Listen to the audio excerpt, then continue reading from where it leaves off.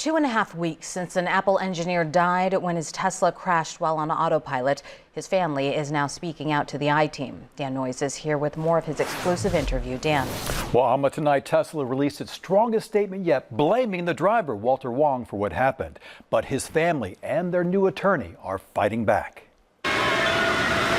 Despite his long hours at EA Games and then Apple starting last November, 38-year-old Walter Wong found time for his family. His daily routine is to wake up every morning before everyone else to make breakfast for everyone and make coffee for Savan. I spoke today with his brother Will, his wife Savan, and the attorney they've hired to sue Tesla.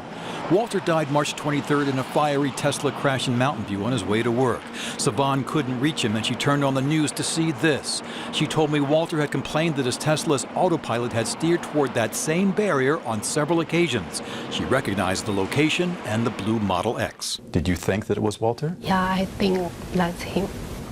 It just like lost everything for me. Yeah, I not just lost my husband, I lost my best friend. Tesla confirmed its data shows Walter Wong was using autopilot at the time of the crash, but that his hands were off the steering wheel for 6 seconds right before impact. Tesla sent me a statement tonight that reads in part, autopilot requires the driver to be alert and have hands on the wheel. The crash happened on a clear day with several hundred feet of visibility ahead, which means that the only way for this accident to have occurred is if Mr. Wong was not paying attention to the road. We know that he's not the type who would not have his hands on the steering wheel. He's always been a really careful driver.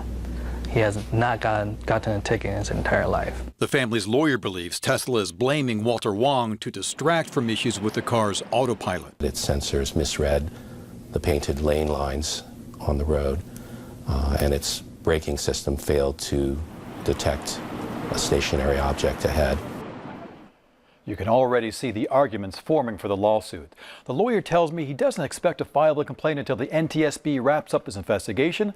I'm posting that complete new statement from Tesla on our website, abc7news.com. I'm Dan.